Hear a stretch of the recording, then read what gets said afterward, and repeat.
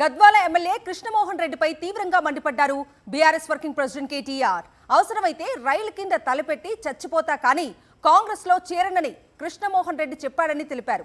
అభివృద్ధి కోసం కాంగ్రెస్ లోకి పోయానని ఇప్పుడు అంటున్నారు.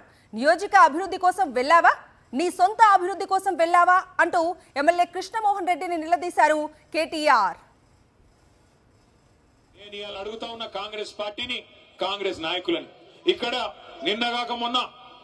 నిన్నగాక మొన్న పార్లమెంట్ ఎన్నికల్లో నేను గద్వాలకి ఆర్ఎస్ ప్రవీణ్ గారిని గెలిపించాలని చెప్పి ప్రచారంలో భాగంగా ఇక్కడికి వచ్చిన.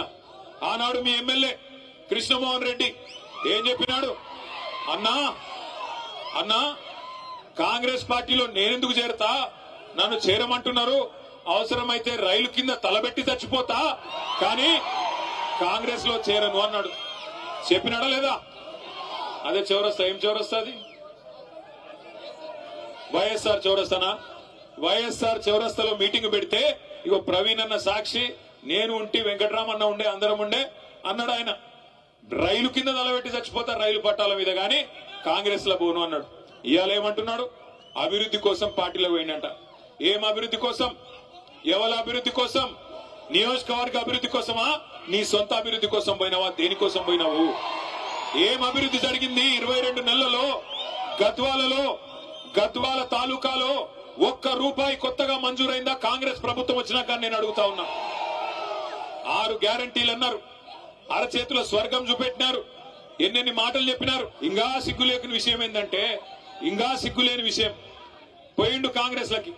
ఇవాళ ఎవరో పోయి మన టీవీ వాళ్ళు అడిగినారు, అయ్యా నువ్వు ఏ పార్టీలో ఉన్నావని. ఏం చెప్పాలా పాపం? బీఆర్ఎస్ పార్టీలో ఉన్నా అని చెప్తున్నాడు. మరి బీఆర్ఎస్ పార్టీలో ఉంటే, బీఆర్ఎస్ మీటింగ్ ఇక్కడైతుంటే ఎమ్మెల్యే ఎక్కడున్నాడు? రేవంత్ రెడ్డి సంకలో ఉన్నాడు. ఆయనంట మీరందరూ అమాయకులంట, గద్వాల తాలూకాలో మీకు ఎవరికేం రాజకీయం తెలియదంట, ఆయన ఒక్కడికే తెలుసంట.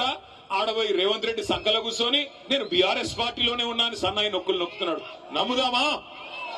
ఆయనకు సిగ్గు లేకపోవచ్చు, మనకన్నా ఉండాలనా లేదా? బరాబర్ ఉండాలి. ఒక్కటి చెప్తా ఉన్నా, యాద పెట్టుకోండి. ఇవాళ ఒకటి మాత్రం పక్కా, ఎవరు ఎన్ని ఎత్తుగడలేసినా, ఎన్ని రకాల చిలిపి ప్రయత్నాలు చేసినా, ఎన్ని సన్నాయి నొక్కులు నొక్కినా సుప్రీంకోర్టు యమా సీరియస్ గా ఉన్నది. ఈ